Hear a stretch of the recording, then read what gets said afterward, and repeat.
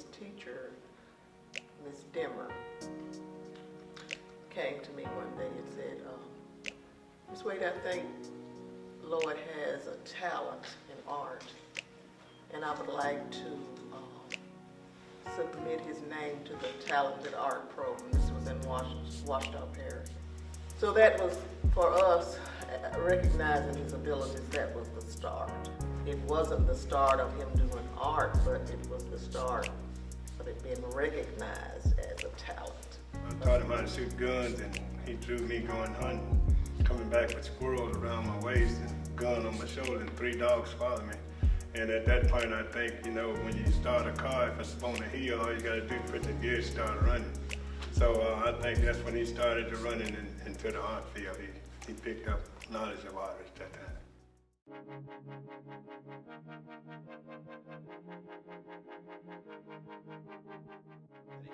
Unfortunately, sometimes artists are kind of encouraged to reach a plateau and stop.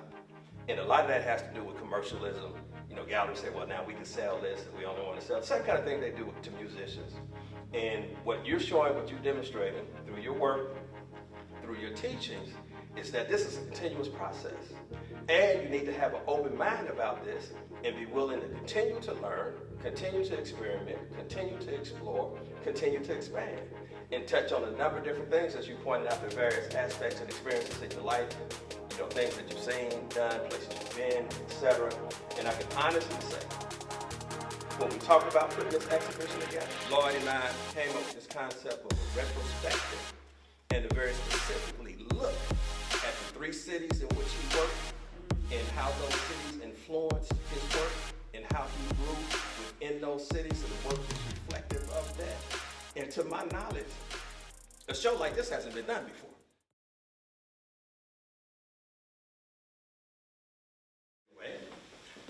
I think most of you know me, but my name is Robert Cox, professor here in the department, teach drawing, teach art history, director of the gallery, curator for this exhibition. This is the 11th homecoming exhibition. The featured artist is Mr. Lloyd G. Wade, one of our very own, finished with us in the year of 2000. One of my former students, I taught him. I think I maybe can take just a little bit of credit for his incredible talent, just a little bit, not much. so very proud of him. If you picked up a program, or if you at least noticed around the room, these works are representative of 3 places where he's lived and worked. He started here at Southern University, Baton Rouge. He went on to Chicago to study at the School of Art at the Art Institute of Chicago. Then he moved on to Houston, and you can see that there's a progression in his work, which is incredible for an artist. You always want to see, well, not always, but it's good to see growth in an artist, and you can see that here. So I just wanted to say a few words. I'm not going to take a lot of time because it's not about me, it's about him, and I'm going to bring him forth in just a minute. But I want to introduce someone that is very special to me, aside from the artist here, and that's my former professor, who's here, Dr. Nancy Farrelly. She came from Charlotte, North Carolina, to see Mr. Wade's exhibition. She heard so much about him, was familiar with him, had to come. So I guess I'm proud to be in the middle of these generations, my teacher, and I'm his teacher, and we're here together. I also have to acknowledge this young man. I want him to come forward. This young man right here. I want him to come forward. This young man is Nathaniel A. Landry. We call him Nat. Right? Some people call him Nate. Some people call him Landry. He's an artist himself, was a classmate and a friend of Lloyd's. They were in school together. Reason why I wanted to bring this man forward, he's a graduate from our program. Matter of fact, he graduated the same year. After he graduated, he also went on to study further. He went to grad school at SCAD? Yes. Went to SCAD out of Savannah. After finishing that program, he moved back to Baton Rouge. Then he came back to the university, and he began to come and volunteer and work with me in the gallery, helping to hang these exhibitions, install these exhibitions. And he's been doing it for 10 years. For 10 years. He has come and assisted. So very appreciative. We're a great guy to hang out with, an incredible artist in his own right. So one of the things that I've chosen to do as a token of my appreciation, and it's just a small token, you see the poster over here for Bayou Classic that Lloyd designed, by the way? What was that, 96? 96, Lloyd did that poster for the Bayou Classic. And it was authorized by State Farm, who was the sponsor. So it's official, yeah, from 1996. So for Mr. Landry, we have a signed classic Bayou poster for him. Just a small token of our appreciation for all the hard work that he's done. Yeah.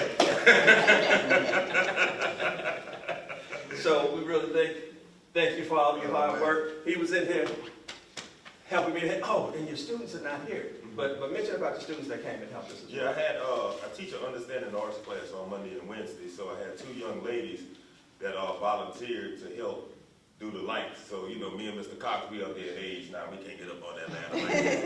You know, knees be buckling. But they got up and they did the lights, and they were really, really, really helpful. But I know they're out partying at the concert right about now, so let them do their thing. But I definitely want to, you know, give them a great shout out. I really appreciate them for their time and their effort. And the thing with that, y'all, that's, you know, working with this young man and my professor, you know, you have to pass it.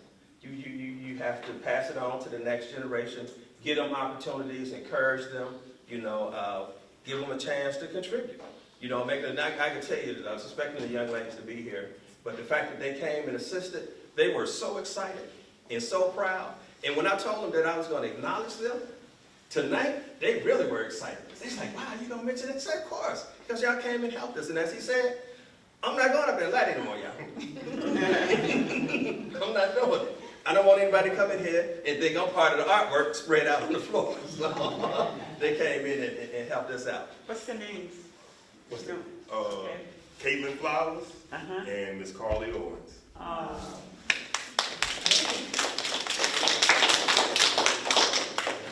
Can I say something about Lloyd real quick? Yes, thank you. Okay. I want you to do that. Because they were classmates and best of friends, so yes, I do want you to say something. Yeah, one thing, man, I'm so proud of Lloyd.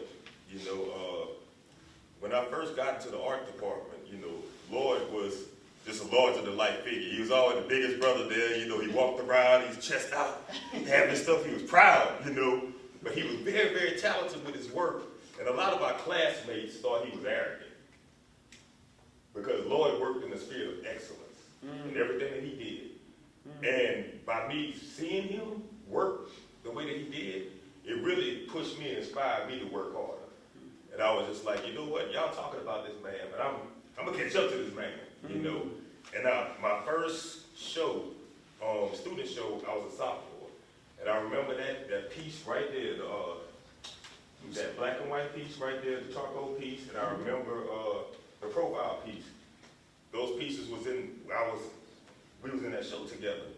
And you know, every time I seen Lloyd do some work, it just pushed me just to be better. And I said, I got to get it. You know, he was almost like my rival in a way. I said, I got to get on this dude's level. I got to get on this level. But I respected him so much, and the way that he carried himself, and you know, and the way that he even treated all of us underclassmen, you know, showing us what we needed to do.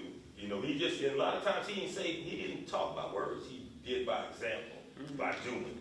And I think, you know what I'm saying, whatever you can do and not just speak, just talk a whole bunch of noise, that says a lot. And so just to be able to see my brother just evolve and grow, and I just had it was so much fun just hanging this show and just seeing like the evolution from Southern to Chicago. And not even the stuff, you know, I've seen most of these on Instagram, just seeing them do those with the loose energy and the colors. And I was telling Mr. Cox, I was like, man, these are like New Orleans pieces over here. I said, man, Lloyd can make a mint down there. But, you know, Lloyd, man, keep doing this. Don't stop. You know, he's a high school teacher. I teach middle school, and I'm up here at Southern. So I understand, you know, what he goes through in the classroom with these kids. Don't get depressed. You know, seek the Lord for everything. You know, we're dealing with these kids. And also let them direct you with your artwork and keep evolving and keep blessing us with this work, man. So I love you as a brother. You know, I love you as an artist. And man, just keep doing what you're doing. And bless your parents for having you, because man, you're a great asset, you know what I'm saying, to us, to all of us here. So brother, love you, brother. So man, thank you so much for all that you do, man.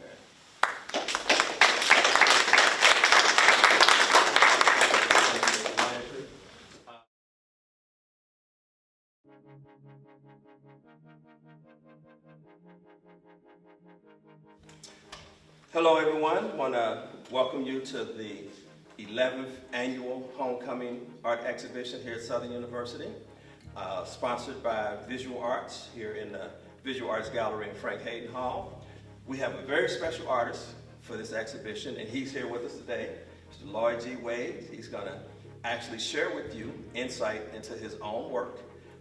This is a rare opportunity out. A lot of times you never get to hear directly from the artist. So here you get to hear directly from the artist. The title of this show is Lloyd G. Wade of Retrospective, Southern Homecoming. Lloyd is a graduate of Southern University, class of 2000. My name is Robert Cox, by the way. I didn't quite say that. Professor here, instructor. He was one of my students. It's such an honor to bring him back. You're going to see such incredible work and hear, the process and the procedure and the insight directly from the artist. This exhibition, as a retrospective, starts with Southern University when he was first here, working as a student. Some of these pieces he actually did in my class. He moved to Chicago, went on to study at the Art Institute, the School of the Art Institute of Chicago, where he earned another degree. Then from there, he went to Houston, where he's now living and teaching as an art instructor, director of the art program at the school that he's in. So we have 3 cities in which he's produced art. And you're going to see a variety of styles, and you're going to see development and evolution in his work, and he's going to give you complete insight into how all of this came about. So let me introduce to you the great artist, Mr. Lloyd G. Wade.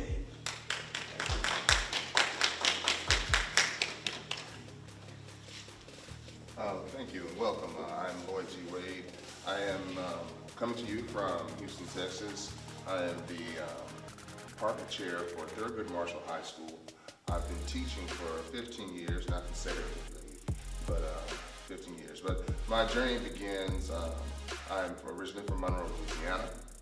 I graduated high school out of Shreveport, Louisiana from Huntington High School, and came to Southern University in 1993 under Coach Richardson's football program. So I did play football for Southern University as well. So my journey began here, but I knew all the time and all along, even with sports and other things, that I was going to be an art major. So Southern University has a major role in my development as an artist and just as a professional person too, as a teacher, educator, and all-around person.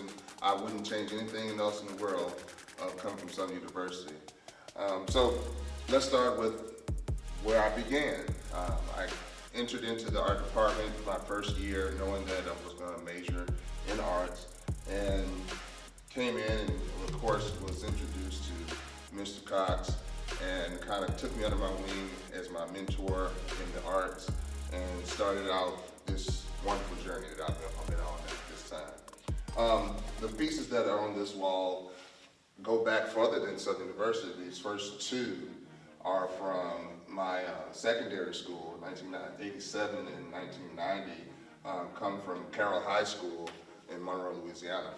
So kind of the beginning of just learning portrait and learning experiences with the different medias. The rest of the wall here is at Southern University. Some of these are just me learning how to create composition real well and dealing with graphites and then moving on into Prismacolors and building in size. I think it's very important that the scale difference you'll see happening throughout the timeline will change. From the basic 18 by 24 into a depth to its part, and then moving into Keep Living Your Dream, which is like part of a 30 by 40. In this particular one, this is actually another art student that was in the program, so I did start using real life references, models for my piece to get better details and better substance of subject matter. This particular piece is called Keep Living Your Dream. The staff was actually made for the model to hold. And so actually this piece is dedicated to Frank Hayden.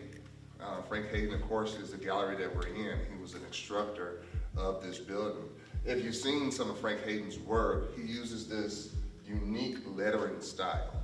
So I kind of mimicked that in the cane and in the piece. And it's called Keep Living Your Dream. Of course, it's dated 9/11/01. This piece was created a little bit after that, in depiction for that time, using that Keep Living Your Dream, even though after destruction. So you have Donnell Cager as the model, and she is standing in front of the United States flag with this post, Keep Living Your Dream. It has a little collage in it as well as with the silk flowers too. I like giving a little bit of extra lagniappe, as we say in Louisiana, that little extra piece on the end. And I go on to do a couple more pieces dealing with models. Again, this one here, the model in this is Robin Larry. She was a cheerleader for Southern University as well. And dealing with the graphites, different symbolisms. This pot actually was made in the ceramic room down the hallway. So using things that we actually had hands-on, tangible pieces, and we use those in the piece. And again, using symbols such as the Ankh that's in the piece here from the Kemetic symbols of Egypt. Also, you see that in the cut in her t-shirt as well, kind of hiding things all at the same point. So, very fun piece. Again, graphite on a large piece of artist paper. New Soul was one of probably the first published pieces I did. At the time, there was a student newspaper, and this was one of the covers for it at the time. Kind of depicting the sacrifice of the world and becoming something brand new.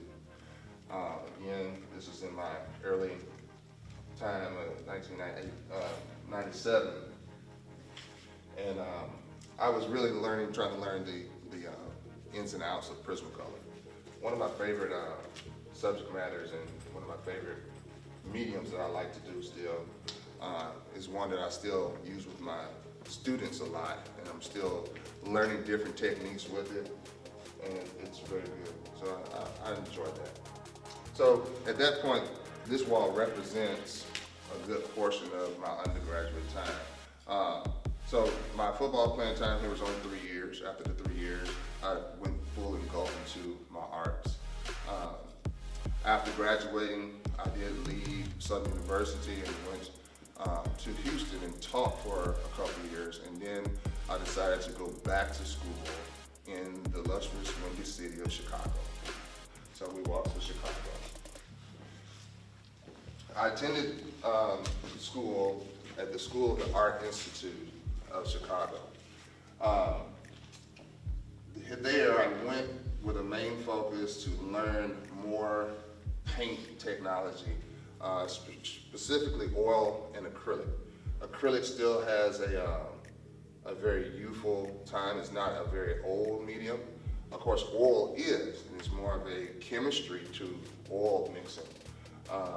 But also I want to go into some things that I had never experienced or never went into as big.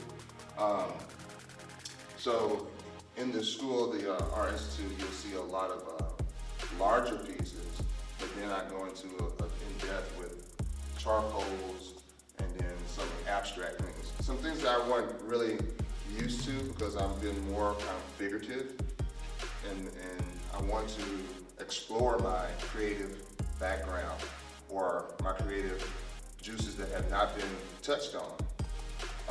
Two of the more popular pieces from Chicago were Adam and Eve. These are charcoal on an artist's watercolor paper with a Prismacolor additive to it. So it's kind of a mixed media, but majority of it is charcoal. The time scale is a little different. In relation to what we're talking about, Adam and Eve, Eve was created first before Adam was. Again, I did use a model for the piece, for this one. And in fact, the model that was for this piece was actually captured in 2001. So the piece never was used, but I was thinking about where I could use it. I'm intrigued by hair designs and different things. And at this point, this study was dealing with the union of human and plant life and the cycles of life. Now, as humans, we go through cycles as well. So, but plant life go through cycles every 4 seasons, but their lifespan may be way longer than humans. So we're dealing with that. So in the beginning, we talk about Adam and Eve, and in the depiction of the biblical story, the tree is a major part of the story. And so they too are now the tree itself. And so you see this transformation of this union of body and trunk and bark and tree, and the twisting of the tree into their body form. And then just depicting the story itself. So in the process of doing these two, this one here was done. I was doing, and I had a couple of different versions of Adam. One did have the snake in it at one time, but I kept it kind of a union symmetrical piece. But really fun piece, and a lot of people have liked that this piece is available in prints and has been sold in prints a couple of times. But this was kind of my beginning journey of charcoal at a large scale. Trayvon Martin, and one pretty much knows the story of Trayvon Martin. And I started to dip and going into a lot of political things as things were starting to happen and go around in the United States, dealing with different things such as Black Lives Matter. And putting a spotlight on some subject matters of not just being pieces that are beautiful, but pieces that have a message behind them. So you see this self-portrait of myself in the black hoodie, and it's called I Am. And we see I Am again in history before, when the artist did the union strikes in the 60s and 50s. I am a man. But in the same point, we're actually at the value of black man again. And on his shirt it says, I am man, father, son, brother, husband, teacher, doctor, pastor, soldier, and president. Because at this time, we now have Barack Obama as our president of the United States. So it depicts this image of Trayvon and what he could have been, but his life was taken away from him at the time. 45 2D in this picture is also a symbol, and some people ask what that is. They're 45 days before a conviction of second-degree murder. So 45 days, second-degree murder. And the Skittles, of course, is what Trayvon was going to the store to get with the Arizona soda. Also, in Chicago, I go deep into some of the abstracts, and these two pieces here are oil. A medium that I had not really worked with before, but I wanted to get to know how these things work and how they work together. This is a oil abstract that's on an acrylic base. So the acrylic paint actually can work with the oil paint. But then I also go into different grounds that it can go on, as far as canvas, rabbit skin blues, gessos of different types. And then this sets up for the future. I don't know it yet, but it sets up for the future.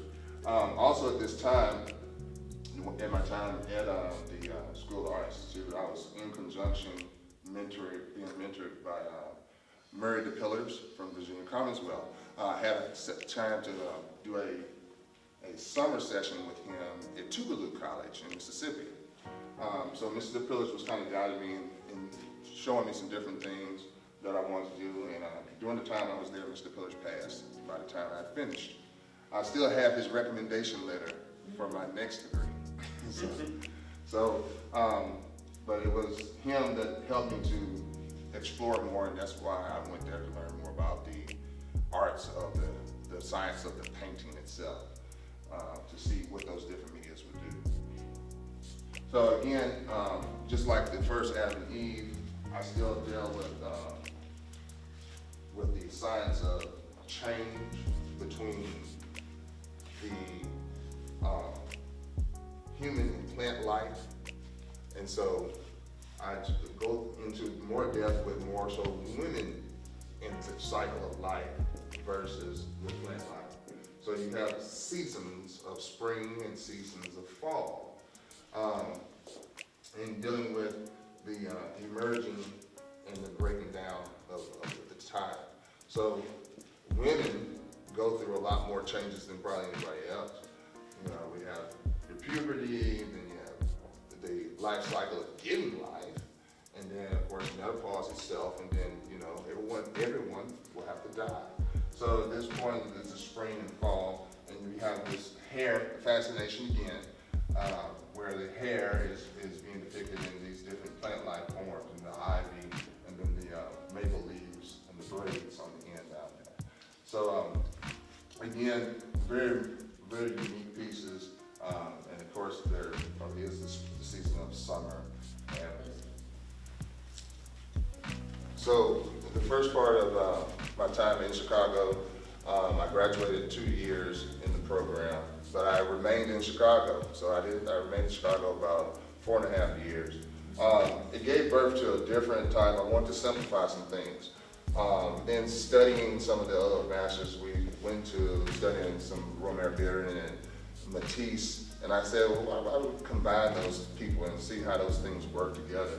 So it kind of gave birth to this segmented cubism type thing where I played with a lot of bright colors and simple shapes in the acrylics. And it was very fun to see some of these things come together. So I again, bringing some of my historical black college to my new college, I dealt with some of the sororities in the piece. My mom is a Delta, so I also wanted to play with different shape canvases, circular, hexagon, triangles canvases, and actually bend the form to the canvas. So given this circular form of this body, and then playing with the geometric shape of the Greek alphabet in here, the delta sigma and the beta in this very big circle, and giving some dimension, like giving this sky window versus all this geometric flat shape of the piece there. So these pieces are very awesome because I'm dealing with abstraction and a lot of different color patterns, kind of playing with fabric and designs. Also at this point found out about paint markers, which was awesome because I was doing mostly everything by brush, but acrylic allowed the paint marker to paint on top of it. So I'm like, wow, it could be super neat, you know. And it was very unique to get these different colors. This particular one is called, was part of my Red Couch series. At the time, in my getting my first house and home, I bought this large red couch. So you see most pieces have red within them. So it's kind of like a matching to the couch series. But they also kind of deal with the lady or the love connection between people. So we went into these different, pulling from old masters' pieces and changing them to meet African American experiences. One of the most popular ones is The Kiss, and if you know Gustav Klimt, he has a piece called The Kiss as well, and he has this abstraction of broken body or neck in his piece. And so you see this elongated, tall body, like the artist, and this bending of the neck that is perfectly impossible for you to do, but this pull down of the woman to, you know, embrace the kiss. Also, in these pieces, you see this breakup of color. And what I'm doing is now not identifying just with one person, but this can be anyone. We are all these different shades of browns of color. And even as I tell my students, even Caucasian people are brown. And there's nobody who's just bone stark white, and there's nobody who's just burnt black. But those are neutrals in color. But brown itself can be faded into different patterns. So all this is a depiction of all the different brown people of the world in these loving situations. So KISS gave a rise to all of these different patches of brown. So I'm including all people because one thing that I've dealt with is with my students is self-love of themselves. And some of the kids have become so critical of just different things that's naturally there. Oh, my nose is too big, or I'm dark skinned, or my lips are too full. It's like, oh, that's the proportion that makes you you. So it's the acceptance of just becoming aware of, who you are as a people, loving yourself first before you can love anyone else. Then it goes into the KISS 2, and I don't know, I had this genius moment of the union, and now they're separate, but now they're together as one. She and him are the same, and they're complete flow in the body. So you see his face in her head, and her face in his head, and they're joined as a union together. And of course, this one is complete brush, this one has the paint mark in it now. So you have a more streamlined, very hard-cut line, very clean look to it, and able to play with the pattern on top of the paint. So I'm really enjoying the freeness of just having the pattern and paint being just a kind of a quilting technique of putting these shapes together, but still being able to give a strong message with simplified pieces. And there are other pieces that fall within that. Again, my wife is an AKA. This piece is kind of special with us because this is her first gift that she received before we were even dating or engaged. It was a birthday gift to her. And so this is the first piece that she received. It's part of her collection. And again, I do plan to do more of the fraternity sororities pieces as well. These pieces also have a mathematical background to them. You didn't see that they all sit on an x-axis, which is the division of the paper, which centers them and gives you 4 panels to work with at all times. And it's kind of the way that they are constructed when they are put together. So again, changing from very detailed of just drawing and letting the painting itself become, the guide of how it's put together. So creating different situations of, well, we center our paper all the time, but now I'm using the actual centering as part of the composition. So from Chicago, I moved back to the South because it was extremely cold. But I do move back to the South, and I go back to Houston, Texas, where I'd previously been after Southern, but I moved back to Houston, Texas, and I go back into the education world of secondary high school, to Houston. This wall contains the most recent works. Everything on this wall is from 2018 to 2019.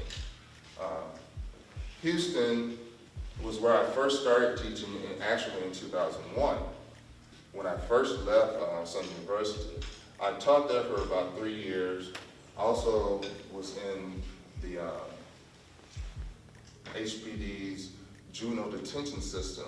So I taught and worked with the detention system for 2 years, and then went to Chicago. And then after obtaining a degree, having some time in Chicago to exhibit and kind of plant my ground of learning different arts, I moved back to Houston, worked for HISD for 4 years, and then moved to Fort Bend ISD, where I now teach at Thurgood Marshall High School, and I'm the department chair there.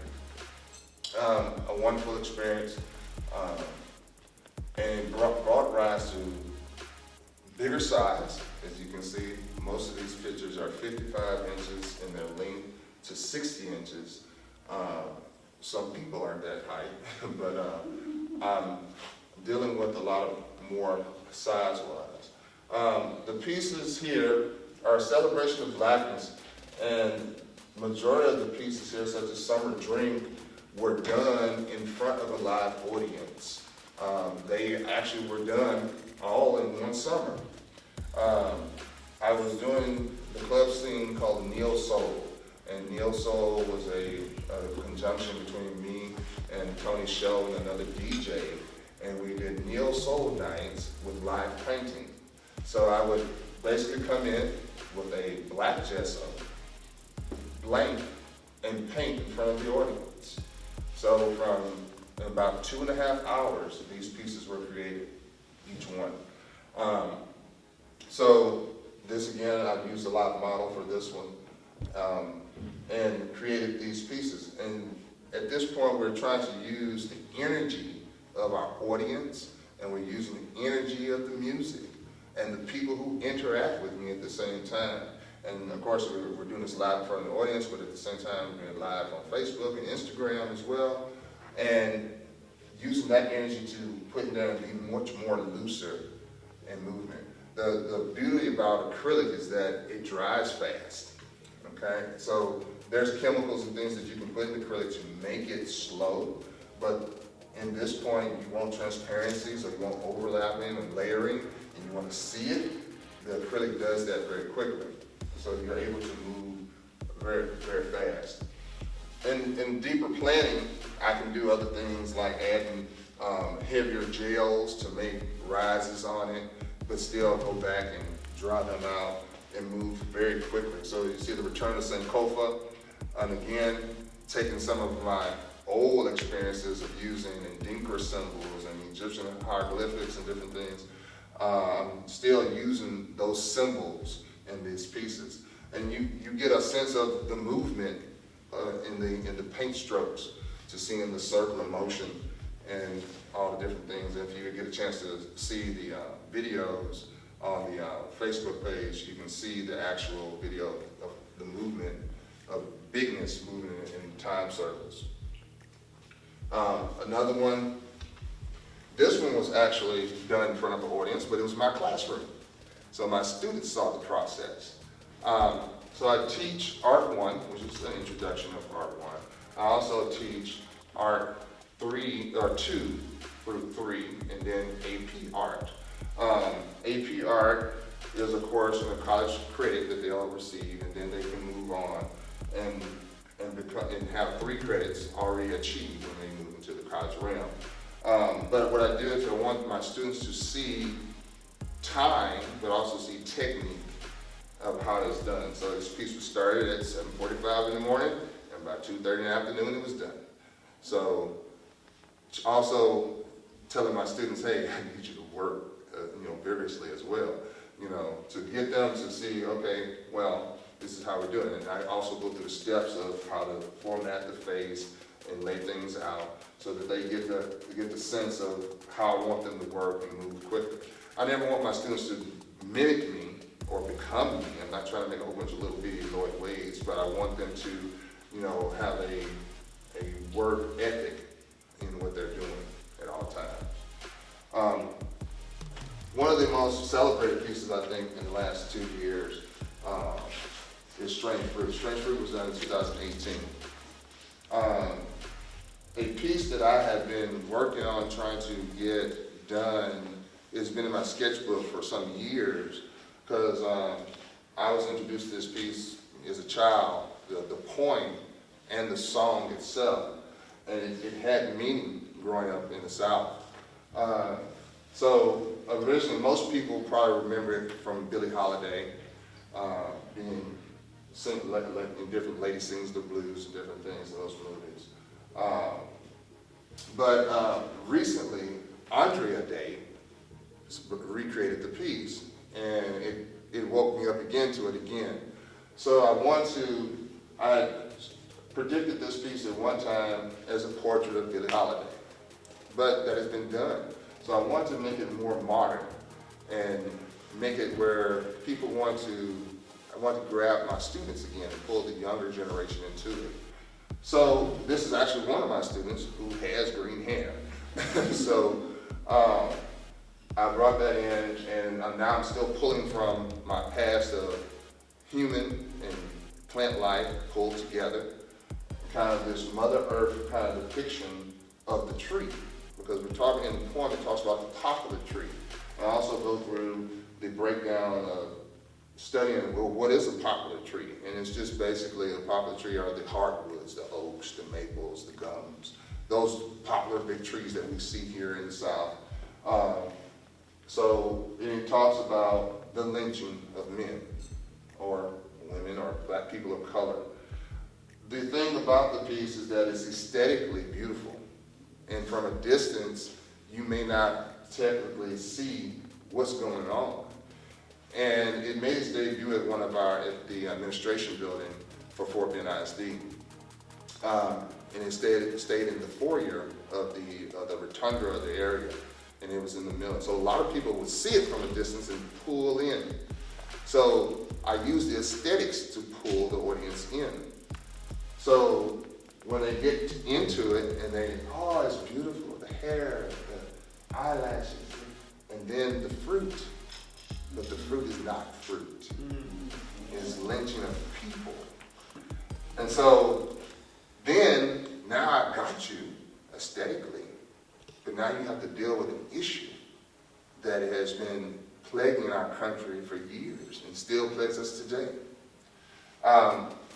So this is one of the things I try to teach my students, that it's not just good to be able to draw. It's not just be good to be able to paint and do what you do. It has no purpose, has no meaning.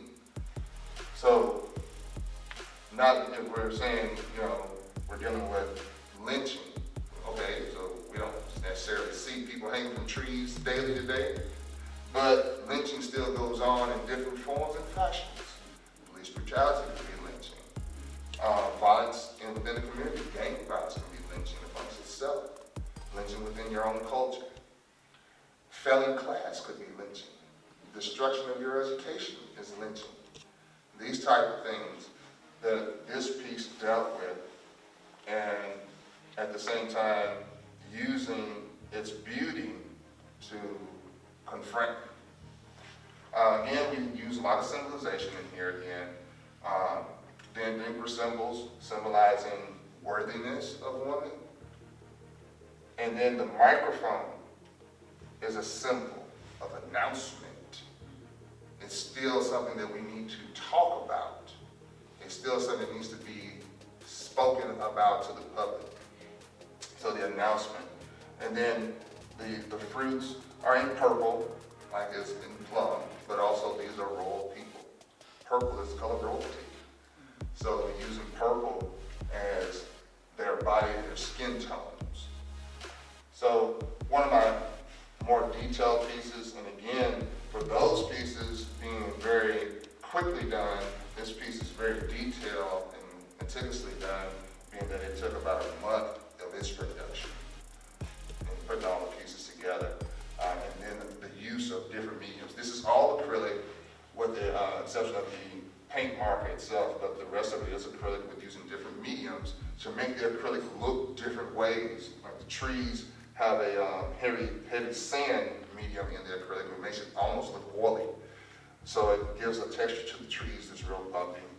The gel medium in the rope makes the rope shiny, but also gives it this rise off. It won't sink into the canvas. It sits right where I left it. And then using the glitter medium in the acrylic again for the makeup as well. So you get these different feels of layering on the top of each other to also give the eye something enjoyable to play around with at the same time. So Strange Fruit was one of the top pieces that was displayed. And I plan to do more poetic usage as well as the music usage to illustrate artwork and influenced by the artwork that way. So even more so, the other ones here from the club series. Again, we do one in depiction to Southern University, Southern Girl. And so happened when I first started here at Southern University, Erykah Badu was very big. And this song, Southern Girl, is also one of Mays and Frankie Beverly's songs as well. So I'm tying two generations together and combining them. And of course, Southern's Gold and Blue together in there. So a nice piece, very popular one as well.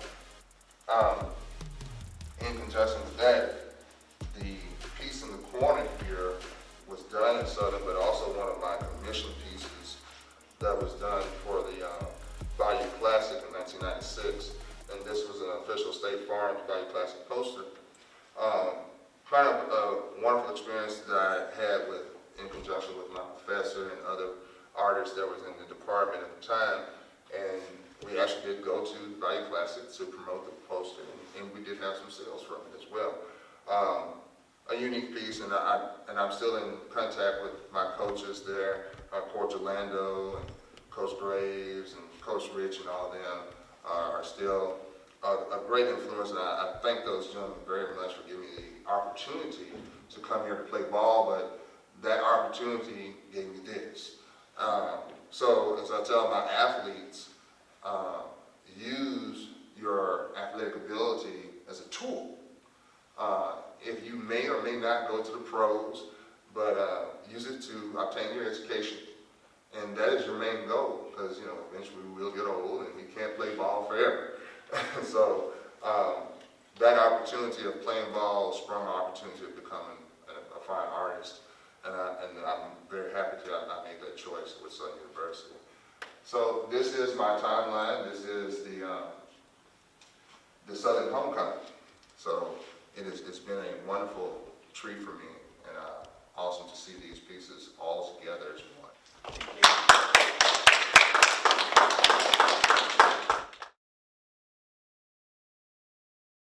I was saying that I think it's very interesting listening to him talk about his work, because when I'm dealing with the work in Houston, it becomes very clear that he's bringing production to the people, taking the mystery out of the production, but also people are commenting as he's doing his work.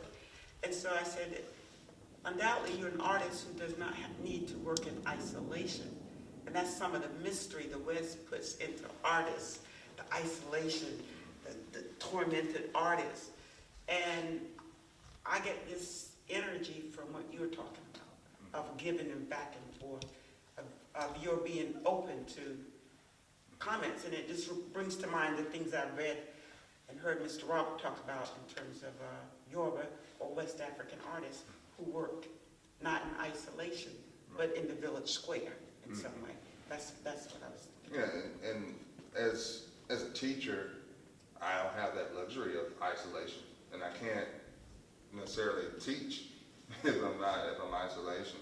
I have to teach by example, so I have to show that the students, that this process is what I do, but I'm teaching you as well. But at the same time, I want the public to see it as well too. So I don't want to be this mystery of artists, but I'm also sharing the process. And most people are curious about that. How was this done? Or is there a magic trick to it? Not necessarily. There are some techniques that I do, but at the same time, one thing that I also teach is that we must be able to take criticism. And everyone's not going to like everything that you do, but there's an audience usually for everything that someone's out there. There's someone who likes something that you do. But I try to make sure that I am pretty open at points in time. And yes, I do get that occasionally person who doesn't agree with the image that's being done. And then there's more controversial pieces in my collection that deal with other subject matters. But in the case of Strange Fruit, it did pull those different emotions out of this audience. A lot of people were really digging it, and other people were a little conflicted by it, because it kind of felt like a trick. It was like, I was like, it's beautiful, and then, I got it. I had to deal with, wow, okay, now I have to deal with this situation of the lynching and different things. So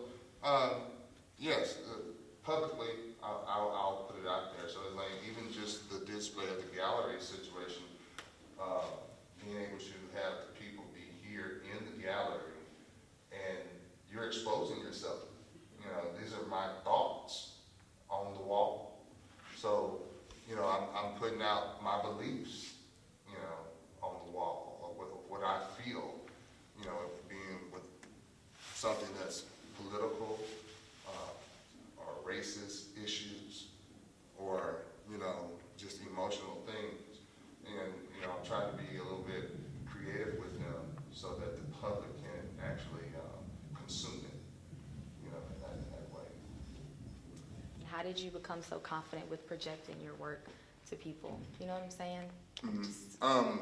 Again, coming here, I was an athlete, but not a very talkative person at the time. When I first started here, and actually I had a smaller show here in the theater foyer. And again, that was produced by Mr. Cox. And it wasn't a lot of pieces, but some of the earlier pieces from the Southern collection on the wall there were in that piece. And it was a matter of fact of thrusting myself into verbally communicating the work. Even in the early childhood, just having someone to look over your shoulder was kind of probably nerve-wracking. Yeah. And I do that intentionally now to my kids, because I have some of those kids who are secluded and who are very, quiet to their thing, but highly talented. So basically putting myself out there into the public eye where you have to interact, like we're doing now. We're actually having to confront the piece, the audience's interpretation of the piece or their opinion of the piece, and then my own piece. Does that make the audience interpretation wrong? No, because each person is going to get and pull their own experience from each piece. I've had people who said pieces look like their family members, but I don't know their family members, So these different experiences. And then being just free to take those criticisms. And there are art critics, people who, that's their job, to criticize artwork. And some of those are harsh. One thing that I did experience being that I went to Southern University, which is a historical black college, and then I went to the school, the Art Institute, which is a private college, which is mostly Asian or European for the most part. So there's a very small African-American, even though it's in kind of an African-American city, but a very small African-American population within that school. Right. And it gave me this unique look of their perception of my work that I did not get in my previous years. Nothing negative to Southern University, but it was the fact that other black people were looking at my work. But now I have the opportunity for other cultures to look at my work and tell me their interpretation of the work. And that was a great eye-opener because it was questions that I got from Europeans and Koreans and Asian people that I'd never gotten before. Right. And it's like when I presented my work, they're like, well, why is your work all white people? I'm like, huh? How do you mean it's all white people? And like, they're not shaded in. There's no color definitions. And I never thought about that. It's like, I'm just drawing. And so I thought, like, oh, wait, they're right. I'm not showing any diversity of people. Right. In which makes the pieces now become stronger and gives birth to different pieces as far as the Cuban piece where I'm actually showing different shades of brown. And so those experiences of actually putting yourself out there can do nothing but help you. Even for the people who like, well, I don't like that, and you have to be able to not wear your feelings on your sleeves, and be able to, take those criticisms and use them as energy and power for what you need to do.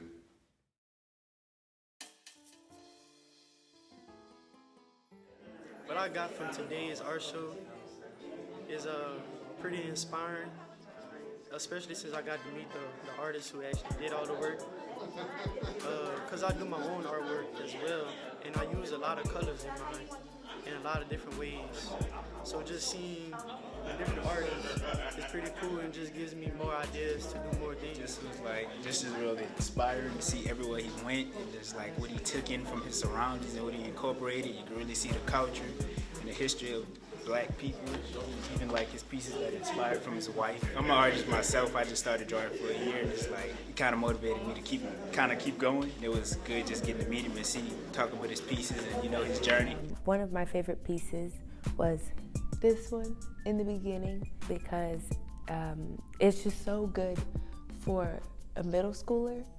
I could never have done something like that when I was in middle school, and I just loved that he worked so hard on drawing pieces, and that he moved on and like didn't just work on those types of pieces, but went into different other types of art and like mastered those too. And it was just really inspiring to see that he just kind of didn't let himself stop. He kept growing the whole time. I wasn't really thinking about trying any other types because like drawing's really, well, I enjoy painting, but like drawing's really what I wanted to focus on.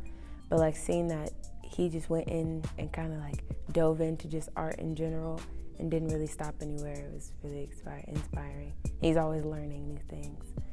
That's what I really took from this exhibition. I've pretty much been drawing a little bit amateur drawing, but here recently this semester I've gotten some really good techniques in my drawing class, and I'm really excited, especially about this exhibition with the artist Lloyd G. Wade, and I have my favorite piece here, which is Delta's Embrace. I am a member of Delta Sigma Theta Sorority Incorporated, so it really hit home for me when I saw all of the aspects that he hit, touching on our sorority, from the colors, from the symbols such as the elephants, the violets, and all of the different melanin tones that our sorority has. And it really is an embrace of Delta's wonderful, wonderful legacy. This is my favorite painting from the Homecoming Art Show, Southern Girl. It's because not only does it speak to me as being a student here, but it speaks to me as growing up in the South, in Southern Louisiana. Being able to have that type of representation that you don't see typically in most museums or even in most art books or magazines. That during this whole event, every painting I saw spoke to me in a different way, and that's what I loved about being here, seeing all of that Lloyd Wade's artworks from when he was in Chicago, Houston, and right here at Southern University. I've been drawing since about middle school or late elementary school. This is my favorite piece, Strange Fruit, because it seems like there's a lot going on with it, but when you get closer to it, you realize that every brushstroke and every detail is intentional, and it's there for a reason, and I just really love the meaning behind it and the inspiration behind it.